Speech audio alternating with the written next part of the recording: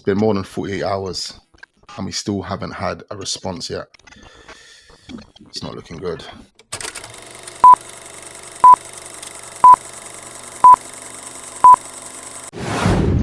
Hey, it's your guy Dan, back here again with another update. Look, to be totally honest, I didn't want to have to do this video, but it's been more than 48 hours and Dan O'Keefe hasn't responded. He hasn't done a video, he hasn't put out a post, he hasn't sent a message or an email that I can kind of share with you. He hasn't done anything to let us know the reasons as to why he misled thousands of people to believe that he had footage of Jay being tortured. For those that don't know, the definition of a 24-hour video means that I now need to expose this guy for the fraud that he is. And that's exactly what this was, ladies and gentlemen. Someone putting together a story to fit their narrative. Now, most of you guys will know that Dan is from Ireland. As far as I'm aware and as far as I've been able to discover, Dan was looking into Irish cartels prior to the Jay Slater case. Now, how does one like Dan now introduce the Irish cartel into the Jay Slater case? Because that's the part that never made any sense to me. Not only does it not make any sense to me, there are people still to this day, like Streamline Entertainment, who believe the Irish cartel are involved in whatever happens to Jay. In fact, there are receipts that we are going to look at in a second that claim Ayub and Rocky were having meetings with the underground cartel in Dublin. That information was being shared and being spoken about as if it was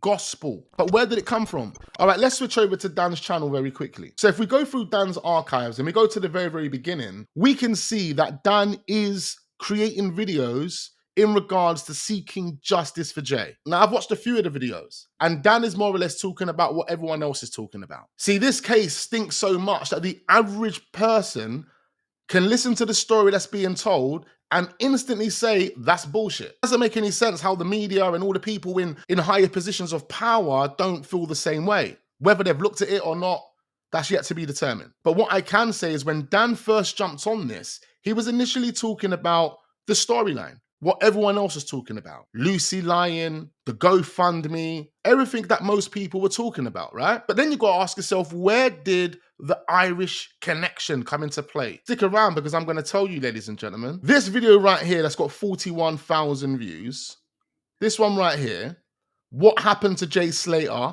We have the real story. Now, we're going to actually look at this video because this is the video where he drops the bombshell. I'm not going to listen to the whole entire video, but there are parts that we are going to listen to. Let's go back a few videos. So before he tells us that he has the real truth, the real story, we have the cartel are chucking money around to kill the Jay Slater case. That is a title that he puts. That's before he drops this bombshell. So he's already telling us, he's already linking the Irish cartel to this case before he drops his bombshell. This is about misinformation and putting misinformation out there as if it's fact, claiming it to be the truth, claiming it to be the true story. We already know the gruesome stuff that he says in the bombshell video, let alone in the build-up to that bombshell video and in the aftermath of that bombshell video, continuing to act like that bombshell video, that footage of Jay is true. Whether you decide to say, oh, we passed it on to the authorities, at that point, you would know if it was true or not. But they continue to carry the facade as if it was true and as if they're doing a good thing, they're doing a good deed. We've passed on this information to the police. Now, we can't even confirm legitly if they did pass on that information to the police because they wasn't quick to promote that on their YouTube channel, was they? They only verbally said what they said to take the heat off their back.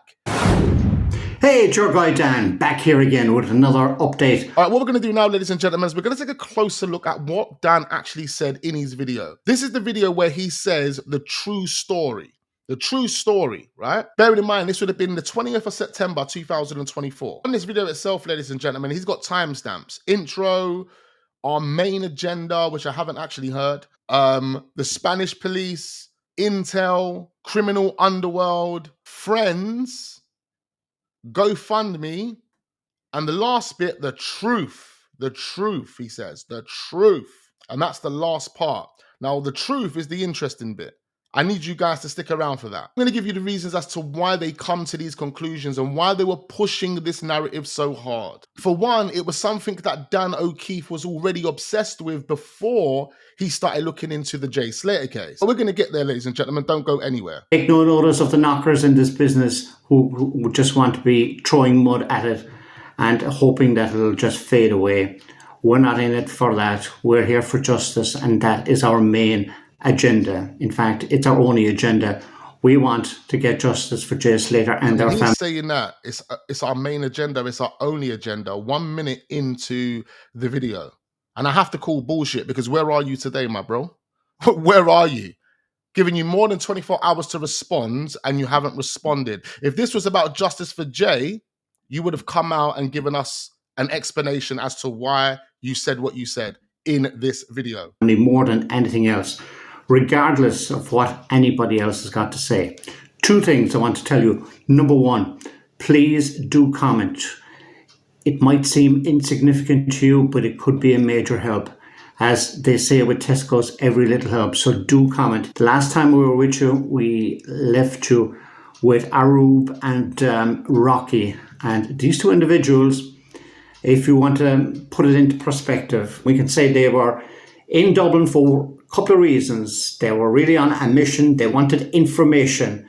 And Arub knows nothing at the moment, or so he claims. But we know for certain that both Arub and Rocky are well tutored to say nothing, because if they say anything, let anything slip, they're going to be running scared, and their days on this earth are going to be numbered. But real reason they were in Dublin, gain information. They spoke to some people in the criminal underworld, criminal gangs in Dublin.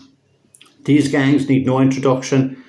They're household names. In fact, our boss is in Dubai. Living it up, and of course, he's wanted by the FBI. His wife trying to go down the legit route, flogging houses. But that's for another day. That's what Arub and Rocky were doing, talking to the criminal underworld. They were there for basically a couple of reasons. Number one, they were there to gain information. Really and truly, they were looking for advice of how not to get caught, how not to leak any information, and what steps should they take next to evade being caught in any shape or form. That was one of the reasons they were there. Secondly, they were there to provide information of what happened in the past and why the so-called mess happened. And also, they were there because the heat is really on both of them right now. Social media has been drumming it up. All the YouTubers, to be fair, are doing the same. So look, let's pause it there for 1 second. Why would they be in Dublin doing that? Why would they be there doing that? Why would Abe and Rocky be in Dublin having meetings with criminal underworld gangster bosses over what happened with Jay in Tenerife? And why would Dan O'Keefe know about that? And who did Dan O'Keefe get that information from? Why thereafter are there other platforms like Streamline Entertainment that are really pushing that narrative? Make it make sense. Make it make sense. Where did that come from? How does someone just wake up and say that without showing you the source of information, without showing you where it actually came from? Back up your claim. It doesn't make any sense. I'm going to skip to this part of the video. This is the main part that I want to share with you from the video. On the timestamp, it's called The Truth.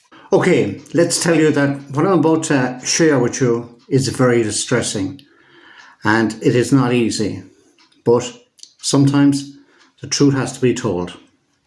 We've seen a video that is so bad, we will not show it here for obvious reasons. Number one, it has been verified that it's genuine. We've had this over the weekend. We've had a number of people see it. They have watched it. It's been verified and it's true. Right now, we're going to go public and tell you what happened to Jay Slater. The video shows Jay Slater was tortured so bad that he had blisters all over his right arm. Plus, he was tortured so much. You know what? I don't even want to hear what he's got to say here. Can you imagine hearing this as a parent in September of 2024, whereby you haven't even got any information from the Guardia Civil yet? You don't know what's the truth. You don't know what's right from wrong. I mean, the last time we heard Debbie say anything prior to this bombshell would have been in the Sun exclusive interview where she was questioning Lucy. See, at that point, she had multiple questions. She clearly didn't believe what she was being told. At what point is she now being convinced to go against us, content creators? I mean, this is coming after she done that Sun exclusive. Bear that in mind. It comes before the Spanish police gave Debbie their conclusion, the accident conclusion. So how the hell do we have this guy confidently trying to tell the world that he's got footage and these are the details that he's describing? Same man who is linking this to the Irish cartel, claiming that Ayub and Rocky were having meetings in Dublin with bosses from the criminal underworld with no proof, no evidence, no nothing. It's literally just misinformation. This is one of the reasons as to why our community is under attack. When you actually listen to the rest of this, ladies and gentlemen, it is extremely gruesome. The details are disturbing, they're shocking. I can't believe Dan, without really verifying the information, without fact checking every single thing about that video, I can't believe he went out there and did this. This literally killed him. Not only did it kill him, it's potentially going to kill us. The main problem is now is where is Dan to give us the explanation, to actually correct the mistake that he made. Bottom line is, ladies and gentlemen, Dan O'Keefe was spreading misinformation and he was putting out information that could cause serious harm to a grieving family. Dan has been obsessed with whatever's been going on in Ireland with the Irish gang. The reason why Dan linked his obsession with Jay Slater was because of what people were saying online about the Rolex watch. What were people saying online about the Rolex watch? Again, misinformation, which then led to more misinformation, which also led to someone saying they had footage of someone that they didn't have footage of. Because whoever sent Dan that footage also sent me the same footage at the same time. It was the same video, and at the time I was thinking, is Dan talking about that video and getting mixed up? And this is before he dropped the bombshell. This is the anticipation leading up to the bombshell. So he had enough time to really verify this information, this footage that he had. But no, he come out and dropped that video. But people online kept talking about the Rolex this, the Rolex that. Oh, this person had a Rolex, that person had a Rolex. You know how many people out there have Rolexes. There are going to be multiple people in a sunny island like Tenerife that have Rolexes. Everybody was running around trying to find out who the owner of the stolen Rolex was. Very, very similar to what they done with Johnny Vegas, hence why we had Jonathan Atanda in a live stream with Francesca pleading his innocence because people were so quick to jump online and blame him. And they've done the same thing with a DJ who was an Irish DJ. Now, the only way this all could be true, ladies and gentlemen, is if Brad and Jay were running around on the island stealing people's watches, but they weren't.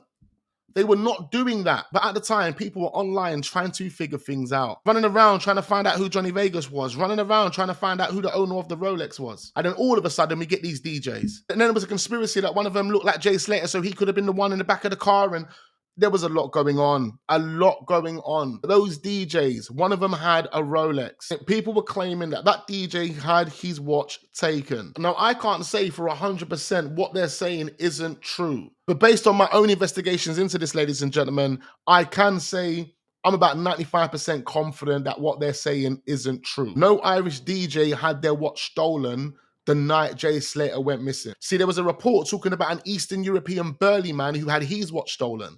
But what people don't know is that that story was originally published a whole year before Jay was there. And then that story got republished again after it was mentioned Jay had stolen a watch. People were just linking two and two. But Mark Williams Thomas couldn't verify if a watch had been stolen. The authorities also couldn't verify whether a watch had been stolen. Debbie couldn't verify whether a watch had been stolen. The bottom line is nobody could verify if a watch had been stolen. Why? Because it never happened. It never happened. It's called misdirection. And they misdirected everyone, which then led to multiple people spreading misinformation. And I'm telling you now, based on my own investigation, everything that I have looked at, everything that I know about this case, which is personally more or less taken over my life to a degree, I can tell you now that that Rolex situation never happened. Brad can't tell us about it. Lucy can't tell us about it. No one can tell us about it other than Ayub. Come on. You have to remember who you're talking to, ladies and gentlemen. I understand the psychology behind all of this, ladies and gentlemen, because I, at one point in my life, was deep involved in some crazy, crazy things, to the point where I've experienced more than anything that people have mentioned in this Jay Slater case. And that does include torture. And I'm not saying Jay was tortured or anyone was tortured in the Jay Slater case, but what I'm saying is people have mentioned Dan O'Keefe, people being tortured. Things like that have been a part of real life for me personally. And this is the reason why I can put myself in shoes and tell you exactly how they're thinking, what they're thinking, and basically what their behavior is telling me. And the reasons as to why they lost their rag with Jay that evening points to whatever happened with Jay's bank account. It also points to the £200 that Jay owed Brandon Hodgson. So these are two questions that Debbie, Sarah, Warren, they're not answering. Their job is to answer these questions. I mean, that's only two questions and there's multiple more. Back to Dan O'Keefe, ladies and gentlemen. The whole reason why Dan O'Keefe went on a tangent and said what he said, not only was it for likes, not only was it for views, not only was it for clout, but it was also because of his obsession with the Irish mafia. The Irish mafia have got nothing to do with this, ladies and gentlemen. The DJs, the Irish DJs that people claimed had their watches stolen have got nothing to do with this, ladies and gentlemen. They never had their watches stolen. They just had Rolexes and people assumed that it could be them who had their watches stolen. But remember, Jay stealing a watch never happened. Even Ayub confirmed that in the inquest. I told you that Ayub was the one that made that story up. And here we are at the inquest with Ayub again being the only one that can tell us that story. Although Brad does say Brandon knows more about the Rolex than just the photo. Guys, don't go anywhere. We are going to be back reacting to Lucy's inquest statement. Anyway, let's leave it there. I didn't want to do this video, but more or less I had to expose that Dan O'Keefe, you as a part of spreading the misinformation, you as a part of all of the things that fall under Jay's law. You are one of the reasons why Debbie is pushing for Jay's law. And all I'm doing here, ladies and gentlemen, is keeping integrity within our community. Because at the end of the day, we are under attack. And we're under attack because of people like Dan O'Keefe who aren't even really content creators. Let's be honest now. Anyway, it's been an absolute pleasure. Make sure you hit the like button. Plenty more videos uploading. And I look forward to seeing you guys on the next one.